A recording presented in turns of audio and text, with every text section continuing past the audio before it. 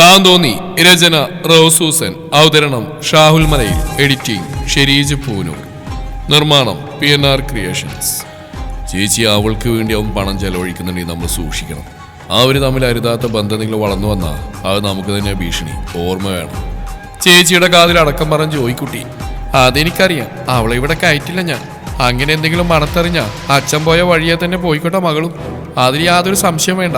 പൊരയ്ക്ക് മേലെ വളരുന്ന പൊന്നു കായ്ക്കുന്ന മരാണെങ്കിലും വെട്ടിക്കളയണമെന്നാ, അതുപോലെ വെട്ടി മാറ്റിയേക്കണം. തങ്കച്ചി വാക്കുകൾ കടുപ്പിച്ചുകൊണ്ട് പറഞ്ഞു. അതിനൊരു വഴിയുണ്ട്. ഞാൻ പറഞ്ഞില്ലേ അവളുടെ മുറച്ചെറുക്കിനെ പറ്റി. അവനെ ഒന്ന് തരത്തിന് നിർത്തണം. നമ്മൾ ആരും സംശയിക്കില്ല. കാരണം അവളെ കൊല്ലാനുള്ള പകയായിട്ടപ്പോൾ അവൻ നടക്കുന്നത്. ആ വള്ളിയിൽ അങ്ങ് കയറിപ്പോവാൻ നമുക്ക് ഒരു മനുഷ്യ കുഞ്ഞു പോലും സംശയിക്കാനിടയില്ല. ജോക്കുട്ട രഹസ്യം പോലെ പറഞ്ഞു. അതൊക്കെ നമുക്ക് ആലോചിക്കാം. ആദ്യം അവർ ഏതുവരെ പോകുമെന്ന് നോക്കാം. നിങ്ങൾ പോയിക്കോ. ജോബിനെ വിളിച്ച് ഞാനൊന്ന് അന്വേഷിക്കട്ടെ ഓഫീസിൽ അവൾ എങ്ങനെയാണെന്ന്. ഓഫീസിലെ വിവരങ്ങളൊക്കെ എനിക്ക് ചോർത്തിരുന്ന അവനാണെന്ന് ആർക്കും അറിയില്ല. ചൊൽപ്പടിക്ക് നിർത്തിക്കാൻ ഞാൻ അവനെ. തങ്കച്ചി ആംഗ്ലമാർക്ക് ഒരു മുഴ മുന്നേ എറിഞ്ഞിരുന്നു. അത് ശരി, അവനാണല്ലേ ചേച്ചിയോടെല്ലാം പറയുന്നത്? ജോക്കുട്ടൻ ചിരിച്ചുകൊണ്ട് ചോദിച്ചു. അല്ല പിന്നെ? എന്നാ പിന്നെ ഇറങ്ങട്ടെ. അളിയനെങ്ങനെ ഇരുത്താ പല ഭിത്തവും വരും. ജോയിക്കുട്ടി സിറ്റോളിരിക്കുന്ന അളിയനെ നോക്കിക്കൊണ്ട് പെങ്ങളോട് പറഞ്ഞു. അങ്ങേർക്ക് ചെറിയൊരു പനിയുള്ളതുകൊണ്ടിന്ന് പോവാതിരുന്ന. നിങ്ങൾക്കറിയില്ലേ അങ്ങേരുടെ ജീവിതം മൊത്തം ആ ഫാക്ടറിയിലും തോട്ടത്തിലും ഓഫീസിലാണെന്ന്. അതിനൊന്നും കുറ്റം പറയാനൊക്കില്ല. ഭർത്താവിനെ പറഞ്ഞ് ഇഷ്ടപ്പെട്ടില്ല അവർക്ക്. ഓ ആയിക്കോട്ടെ, ഒരു ഈണത്തിൽ പറഞ്ഞുകൊണ്ട് കാറിലേക്ക് കയറിയിരുന്നു ജോയിക്കുട്ടി. ജോക്കുട്ടൻ ഡ്രൈവിംഗ് സീറ്റിലേക്ക് കയറിയിരുന്നു. ആ കാർ നീങ്ങിപ്പോകുന്ന നോക്കി സീറ്റോളിലേക്ക് നടന്നു തങ്കച്ചി.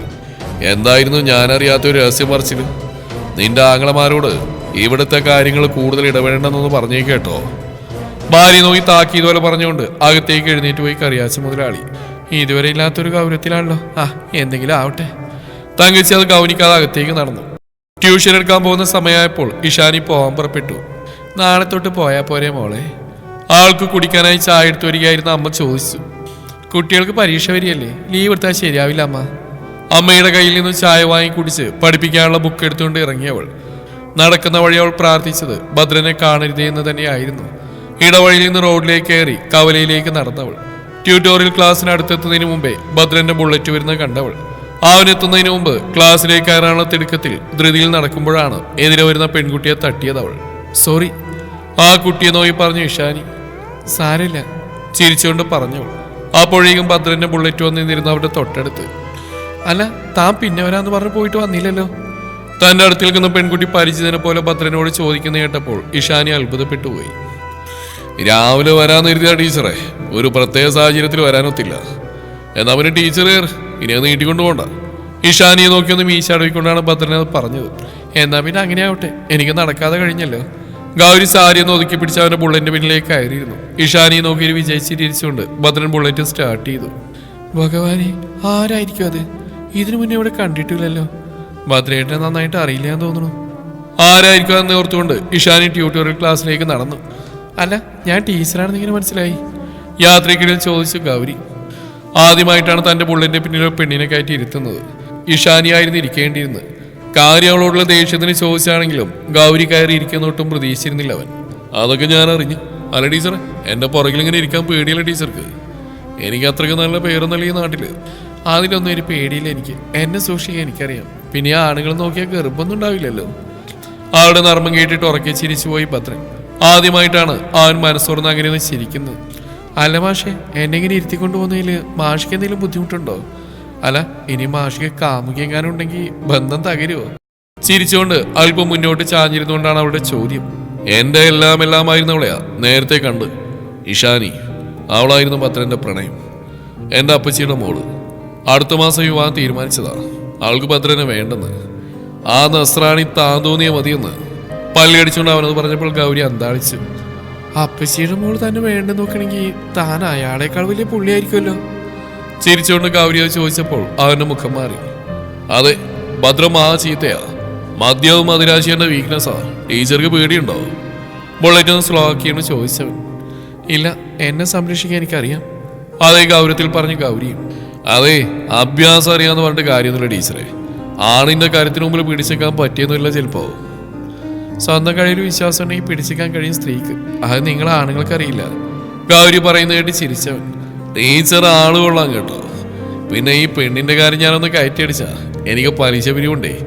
പണം കൈ കിട്ടിയാൽ പിന്നെ ചിലരുടെ സ്വഭാവം മാറും. പലിശയില്ല, മധുരമില്ല, ചിലപ്പോൾ നിവൃത്തികേടുണ്ടായിരിക്കും. നമ്മളും കണ്ടറിയണല്ലോ. അങ്ങനെ ചിലരുടെ അടുത്ത് പത്രം പോയിട്ടുണ്ട്. അവര് വിളിച്ചിട്ട് തന്നെ ഒരു പെണ്ണിന്റെ സമ്മതമില്ലാണ്ട് അവളുടെ അടിപ്പാവയുടെ ചരട് ഞാൻ അഴിച്ചിട്ടില്ല ഇതുവരെ. അവന്റെ ആ തുറന്നു പറച്ചിലിൽ ആത്മാർത്ഥയുള്ള പോലെ തോന്നി ഗൗരിക്ക്. പക്ഷെ എന്നെ മനസ്സിലാക്കാൻ അവൾ കഴിഞ്ഞിട്ടില്ല. ആൾക്ക് എന്നോട് വെറുപ്പ് മാത്രമാണ്. അത് പറയുമ്പോൾ അവന്റെ സ്വരമൊന്നിട്ടറിയത് മനസ്സിലായി ഗൗരിക്ക്. പോട്ടെ, വരാനുള്ള വരി തന്നെ ചെയ്യും. ചിരിച്ചുകൊണ്ട് ഗൗരി പറഞ്ഞു. ഇല്ല ടീച്ചറെ, അവളെല്ലാം മറ്റൊരു പെണ്ണിന്റെ കഴുത്തിൽ താലിയിട്ട് എനിക്ക് കഴിയില്ല. അല്ല, താലിയെട്ടിയില്ലെങ്കിലും മാഷിന്റെ ആവശ്യങ്ങളൊക്കെ നടന്നു പോകുന്നുണ്ടല്ലോ.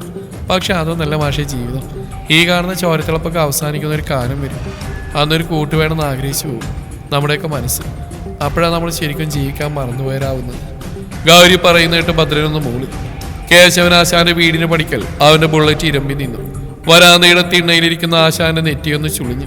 തന്റെ അനന്തരവൾ ആ നാട്ടിലെ ഏറ്റവും വലിയ തെമ്മാടിയുടെ കൂടെ വരുന്നത് കണ്ടപ്പോൾ വണ്ടിയിൽ നിന്നിറങ്ങി മുറ്റത്തേക്ക് കയറി ഗൗരി. വണ്ടിയിൽ നിന്നിറങ്ങി ബുള്ളറ്റിന്റെ കീ വലത് കൈയുടെ ചൂണ്ടുവരലിട്ട് കറക്കിക്കൊണ്ട് അവനും. മാമി, ഞാൻ പറഞ്ഞില്ലേ മാമയെ കാണാമെന്ന ആളെ പറ്റി, കൈയോടെ കൂട്ടിക്കൊണ്ട് വന്നിട്ടുണ്ട്. വായിൽ കിടന്ന് മുറുക്കാൻ ഒരു വശത്തേക്ക് ഒതുക്കി ഗൗരവത്തിൽ അവളെ നോക്കി പറഞ്ഞു ആശാൻ. ഗൗരിയെ, നീ അകത്തേക്ക് പോയിക്കോ. ആശാൻ തിണ്ണയിൽ നിന്നിറങ്ങി തോളിൽ കിടന്ന് തോർത്തുമുണ്ടെന്ന് കുടഞ്ഞുകൊണ്ട് വായിലെ മുറുക്കാൻ മുറ്റത്തേക്ക് നീട്ടി തുപ്പി. എന്താ ആശാൻ ആദ്യം കാണുന്ന പോലെ നോക്കുന്നത്? പറയാതിരിക്കാൻ ഒക്കത്തില്ല. ടീച്ചർ ആളൊരു രസികത്തിയായിട്ടോ. അല്ല, ആവാതിരിക്കാൻ വഴിയില്ലല്ലോ. ആശാന്റെ മരുമകളല്ലേ.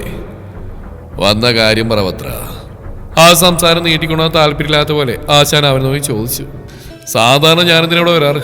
മേലാസകളൊരു വേദന, ഒന്ന് നോക്കണം. ആ തിണ്ണയിലേക്ക് ഇരുന്നുകൊണ്ട് പറഞ്ഞു ഭദ്രൻ.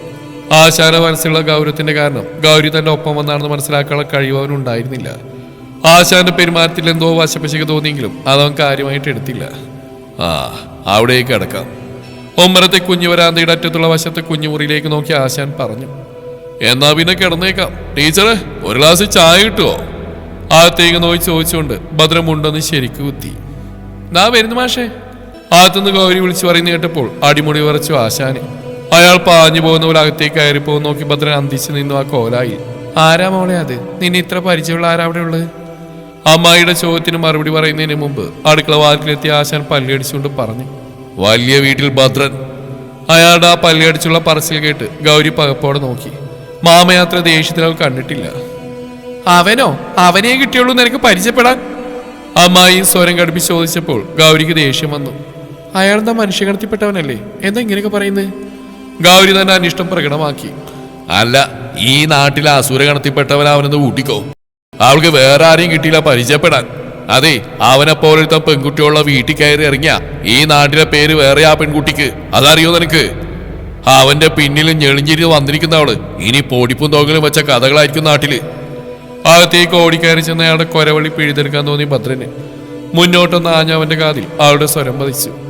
എനിക്ക് വർഷങ്ങളുടെ പരിചയമൊന്നും അയാളായിട്ടില്ല. എന്നാൽ എന്നോട് അയാൾ പറഞ്ഞ കാര്യങ്ങൾ സത്യങ്ങളായിരുന്നു എന്ന് എനിക്ക് മനസ്സിലായി.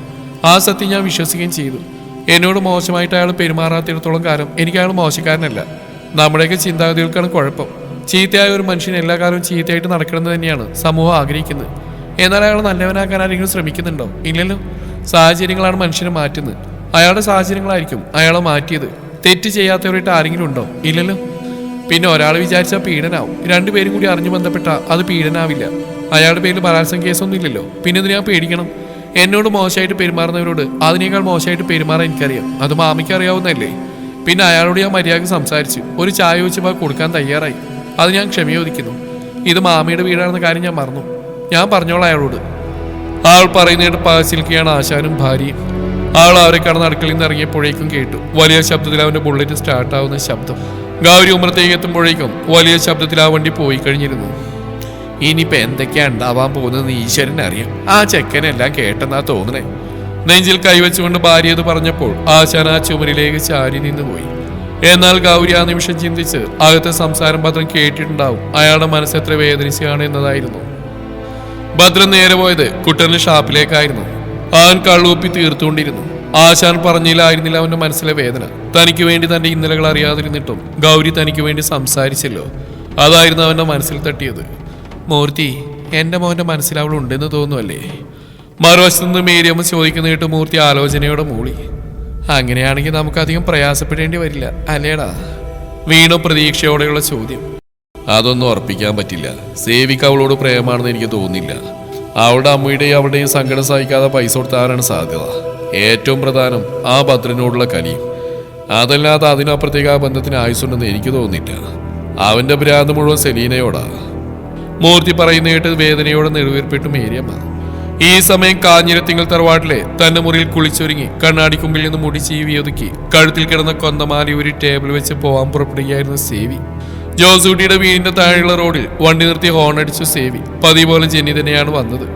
ജോസൂട്ടിയോടെ ചേട്ടായി അമ്മച്ചിയെ കൊണ്ട് ഹോസ്പിറ്റലിൽ പോയതാ. അവൾ വേലിക്കൽ നിന്ന് വിളിച്ചു പറഞ്ഞു. അമ്മച്ചിക്ക് എന്നാ പറ്റി? സേവിക്കാകെ വെപ്രാളമായി. നെഞ്ചരിച്ചിലാണെന്ന് പറഞ്ഞിരിപ്പായിരുന്നു. ചേട്ടായി ഒത്തിരി നിർബന്ധിച്ചിട്ടാ പോയത്. തന്നെ കാണുമ്പോൾ സാധാരണ ചൂടാവാറുള്ളവൾ സങ്കടത്തോടെ പറയുന്ന കേട്ടപ്പോൾ അവളെ നോക്കിക്കൊണ്ട് ഫോണെടുത്ത് ജോസൂട്ടിയെ വിളിച്ചവൻ. അമ്മച്ചിയുടെ ഊഴങ്കാത്തിരിക്കായിരുന്നു അവൻ. ആ സേവിച്ച, ഞാൻ നമ്മുടെ ആൻഡ്രോ ഡോക്ടറുടെ വീട്ടിലാ. അമ്മച്ചി ഒന്ന് കാണിക്കാവുന്ന? ഞാനങ്ങോട്ട് വരണോടാ. ഡോക്ടർ കണ്ടോ? എന്നിട്ട് ഡോക്ടറെ കണ്ടിട്ടില്ല. വരണ്ട, എത്തിയിട്ട് ഞാൻ വിളിക്കാം. വിളിക്കണം കേട്ടോ. ഞാൻ സെലീനയുടെ വീട്ടിൽ പോവാ, വന്നിട്ട് കാണാം പറഞ്ഞിട്ട് ഫോൺ വെച്ച് സേവി. ഡോക്ടറെ കാണിച്ചിട്ടില്ലെന്നാ പറഞ്ഞ്. നീ പേടിക്കൊന്നും വേണ്ട വെച്ചേ. അമ്മച്ചി കുഴപ്പമൊന്നും ഉണ്ടാവത്തില്ല കേട്ടോ. ജീപ്പ് സ്റ്റാർട്ട് ചെയ്യുന്നതിടക്ക് ജെനിയെ നോക്കി പറഞ്ഞവൻ ആളൊന്ന് മൂളിക്കൊണ്ട് തലയാട്ടി. സെലീനയുടെ വീടിനടുത്തേക്ക് എത്തുന്തോറും ആ വഴിയിൽ കൂടി പോകുന്നവരുടെ എണ്ണം കൂടി വരുന്ന കണ്ടവൻ ജീപ്പിൽ നിന്ന് തല പുറത്തേക്കിട്ട് നോക്കിയപ്പോൾ അവളുടെ വീട് നിൽക്കുന്ന കുന്നിൻ പുറത്ത് ആൾക്കൂട്ടം അവന് നെറ്റിയൊന്ന് ചുളിഞ്ഞു. ജീപ്പ് വഴിയിൽ ഒതുക്കി നിർത്തിയവൻ ഇറങ്ങി. എതിരെ വരുന്ന ആളെ കണ്ട് കാര്യം തിരക്കി. സെലീന വീടിന്റെ പിന്നാമ്പുറത്തെ കശുമാവിൽ തൂങ്ങി നിൽക്കുക. ആത്മഹത്യയാണെന്ന് എല്ലാവരും പറയുന്നത്. പോലീസിനെ വിളിക്കാൻ പോയിട്ടുണ്ട് പറഞ്ഞുകൊണ്ട് ധൃതിയിൽ അയാൾ നടന്നുപോയി. ഒരു നിമിഷം നിശ്ചലനായി നിന്നുപോയവൻ. സെലീന? അവളങ്ങനെ പോവാൻ? ജീപ്പിൽ ചാരിയെന്ന് കിതച്ചവൻ. അവന്റെ കണ്ണുകളിൽ മിഴിനീർത്തുള്ളികൾ ഉരുണ്ടുകൂടി. തനിക്ക് അവൾ ആരായിരുന്നു എന്നറിയില്ല. എന്നാലും അവളോടൊപ്പം ഇരിക്കുന്ന നിമിഷം താൻ വിജയിയായിരുന്നു. തന്നെ അവളെപ്പോലെ മനസ്സിലാക്കിയ ഒരാൾ പോലും ഭൂമിയിലില്ല. അവൾ ആത്മഹത്യ ചെയ്യുന്ന വിശ്വസിക്കാൻ അവന്റെ മനസ്സ് കൂട്ടാക്കിയില്ല. എന്നാൽ അവിടെ പോയി അവളൊന്ന് കാണാൻ വെമ്പിയ അവന്റെ മനസ്സ് മുന്നോട്ട് നടക്കാനുള്ള ശക്തി കാലുകൾക്ക് ഇല്ലാത്ത പോലെ. ജീപ്പിലേക്ക് കയറിയിരുന്ന് സ്റ്റിയറിംഗിലേക്ക് തലയാഴ്ച വെച്ചവൻ. വേണ്ട, അവളെ കാണണ്ട. കണ്ണു തുറിച്ച് നാവ് പുറത്തേക്കിട്ട് കയറിൽ തൂങ്ങിയാടുന്ന ജീവനില്ലാത്ത അവളുടെ ശരീരം വേണ്ട, തനിക്ക് കാണണ്ട. സേവി ആരാണെന്ന് ഈ ലോകത്ത് അറിയാവുന്ന ഒരേ ഒരാൾ സെലീനയാണ്. തന്റെ ബാല്യകാല സഖി. അവളും പോയിരിക്കുന്നു, ഒരു വാക്ക് പോലും പറയാതെ. പറഞ്ഞുകൊണ്ട് തല ഇരുവശത്തേക്കും വെട്ടിച്ചവൻ. ആ വഴിയിൽ കൂടി വരുന്നവരുടെ എണ്ണം കൂടിക്കൊണ്ടിരുന്നു. നടന്നു പോകുന്നവരിൽ സേവി അറിയുന്നവരുമുണ്ട്. അത്താഴം മുടങ്ങിയതിന്റെ ദേഷ്യമായിരിക്കും. കൂട്ടത്തിലുള്ളവരോട് ഒരുത്തൻ കമന്റ് അടിക്കുന്ന കേട്ട് സേവിയെങ്കിലും പ്രതികരിക്കാൻ മനസ്സ് വന്നില്ല. എത്രയും പെട്ടെന്ന് അവിടെ നിന്ന് ഓടിപ്പോരാൻ കൊതിച്ചവന്റെ മനസ്സ്. ജീപ്പ് മുന്നോട്ട് സ്പീഡിലെടുത്തിട്ട് അവിടെ തന്നെ ഇട്ട് വട്ടം കറക്കി തിരിച്ചുകൊണ്ട് പൊടി പാറിച്ചുകൊണ്ട് സ്പീഡിൽ വിട്ടു. എതിരെ വന്ന 1-2 വണ്ടിയിൽ ഇടിക്കാൻ നോക്കിയെങ്കിലും വെട്ടിച്ചെടുത്തവൻ. ആരുടെ അമ്മയെ കെട്ടിക്കാനാ പോകുന്നത്? തലപുറത്തേക്ക് വിളിച്ചു പറഞ്ഞ ആളെ നോക്കി മുട്ടത്തെറി വിളിച്ചു പറഞ്ഞുകൊണ്ട് വണ്ടി ഇറപ്പിച്ചു വിട്ടവൻ. വാർത്ത നാട് മുഴുവൻ പറിക്കാൻ അധിക നേരം വേണ്ടി വന്നില്ല. അമ്മച്ചിക്ക് മരുന്ന് വാങ്ങാൻ നിൽക്കുമ്പോഴാണ് ജോസൂട്ടി ആ വിവരം അറിയുന്നത്. കർത്താവ് ചതിച്ചോ? അമ്മച്ചി വന്നേ, ബാലൻസ് നാളെ മതി കേട്ടോ. മരുന്ന് പൊതി വാങ്ങിക്കൊണ്ട് അമ്മച്ചിയുടെ കയ്യിൽ പിടിച്ച് വലിച്ചുകൊണ്ട് ധൃതിയിൽ ബൈക്കിന്റെ അടുത്തേക്ക് നടന്നവൻ. അവന്റെ മനസ്സിലേക്ക് അപ്പോൾ ഓടി വന്നത് സേവിയുടെ മുഖമായിരുന്നു. സെലീനയുടെ വീട്ടിലേക്ക് പോവുകയാണെന്ന് പറഞ്ഞിരുന്നു. ഇനി അവിടെ പോയിട്ടുണ്ടാവോ? എന്തെങ്കിലും എടാകുളത്തിൽ ചെന്ന് ചാടിയിരിക്കുമെന്നൊക്കെ ഭയപ്പെട്ടു. അമ്മച്ചിയോടാണെങ്കിൽ പറയാനും പറ്റില്ലല്ലോ ഈ വക കാര്യങ്ങളൊക്കെ. നീ എവിടേക്കാ ചെക്ക ഈ മരണം വെപ്രാടിച്ച് പോകുന്നു? അമ്മച്ചിയുടെ കൈ അവന്റെ തോളിൽ മുറുകുന്ന അറിഞ്ഞവൻ. അമ്മച്ചി മുറുക്കി പിടിച്ചിരുന്നോ? സേവിച്ചനെ കണ്ടിട്ടൊരു അത്യാവശ്യമുണ്ട്. അവന്റെ പരവേശവും വെപ്രാളവും കണ്ടപ്പോൾ എന്തോ അപകടമുണ്ടെന്ന് തോന്നി അവർക്ക്. കാര്യം പറയടാ, എന്നതാ? അമ്മച്ചി ആദ്യോടെ ചോദിച്ചു. ആ സെലീന തൂങ്ങിയെന്ന് പോയെന്നാ കേട്ട്. പറയാതിരിക്കാൻ തോന്നിയില്ല അവന്. മാതാവേ, എന്നതാ കേൾക്കുന്നത്? ആ തളർന്നു കിടക്കുന്ന അമ്മച്ചി ആലോചിക്കാതെ പെണ്ണ് ഇത് എന്നാ പണിയാ കാണിച്ച്? തൂങ്ങിയതാണോ തൂക്കിയതാണോ എന്നൊന്നും പറയാൻ പറ്റില്ലെന്ന് ആ വിളിച്ചു പറയാൻ തോന്നിയെങ്കിലും അവനത് വിഴുങ്ങി. സേവിയുടെ ജീപ്പ് നേരെ പോയി നിന്ന ബാറിലായിരുന്നു. മദ്യക്കുപ്പി അടപ്പുറന്ന് അപ്പാടെ വായിലേക്ക് അമിഴ്ത്തിയവൻ. ആ ദ്രാവക അവന്റെ തൊണ്ടക്കുഴിയിലൂടെ താഴോട്ടിറങ്ങി. വിയർപ്പിൽ കുളിച്ചാകെ വല്ലാത്തൊരവസ്ഥയിലായിരുന്നു അവൻ. സ്ഥിരം കാണുന്നവരിൽ പോലും സംശയം ജനിപ്പിക്കുന്ന വിധം. ജോസൂടി ഫോണെടുത്ത് സേവി വിളിച്ചു. പക്ഷെ ആ ഫോൺ എടുത്തില്ല. കർത്താവ് ഇനി എവിടെ പോയി അന്വേഷിക്കും? എടാ, നീ ഒന്ന് പോയി നോക്ക്, ബാറിലെങ്ങാനും കാണും. അമ്മച്ചി പറയുന്ന കേട്ടപ്പോഴാണ് അത് ശരിയാണെന്ന് അവനും തോന്നിയത്. ഞാൻ വരാൻ വൈകും കേട്ടോ, വാതിലടച്ച് കിടന്നോ, ഇന്ന് സേവിച്ചനെ തനി വിടാൻ പറ്റത്തില്ല. ജോസൂട്ടി അമ്മച്ചി നോക്കി പറഞ്ഞുകൊണ്ട് ബൈക്ക് സ്റ്റാർട്ട് ചെയ്തു. അവൻ പോകുന്നത് നോക്കി ആ വേലിക്കൽ നിന്ന് അവർ. എന്നതാ അമ്മച്ചി അവിടെ നിൽക്കുന്നേ? ഡോക്ടർ എന്ത് പറഞ്ഞു? ജെനി വരാന്തയിൽ നിന്നിറങ്ങി അമ്മച്ചിയുടെ അടുത്തേക്ക് ചെന്നു. എടിയാ സെലീന തൂങ്ങിയെന്ന്. കവലയിൽ അതാ സംസാരം. ആര്? സേവിച്ചും പോകുന്ന അവരോ? അതിശയത്തോടെ ചോദിച്ചവൾ. ആ പറഞ്ഞുകൊണ്ട് തിരിഞ്ഞടക്കുമ്പോഴാണ് തൊട്ടയൽവക്കത്തെ മോനിക്കുട്ടി വിളിച്ച്. ചേട്ടത്തി കാര്യം അറിഞ്ഞോ? സെലീനയെ ആരോ കെട്ടിത്തൂക്കിയതാണെന്ന്. പോലീസൊക്കെ എത്തിയിട്ടുണ്ട് അവിടെ. രാത്രി ആയതുകൊണ്ട് കൂടുതൽ തെളിവൊന്നും എടുക്കാൻ പറ്റിയിട്ടില്ലെന്നാ പറഞ്ഞ് ബോഡി മോർച്ചറിയിലേക്ക് മാറ്റി. അവിടെ ആകെ പോലീസുകാരാ. ആരും അവൾക്ക് ഇത്ര ശത്രു എന്ന് പിടികിട്ടുന്നില്ല. ആ അമ്മച്ചിയുടെ കാര്യം കഷ്ടത്തിലായി. ആർക്കും അവരോട് പറയാനുള്ള ധൈര്യമില്ല. സെലീനെ അന്വേഷിച്ച് കിടക്കുക. പാവം എഴുന്നേറ്റ് വന്ന് കാര്യം അന്വേഷിക്കാനും പറ്റുന്നില്ലല്ലോ. തുടരും ഈ കഥയുടെ ബാക്കി ഭാഗം നാളെ ഇതേ സമയം.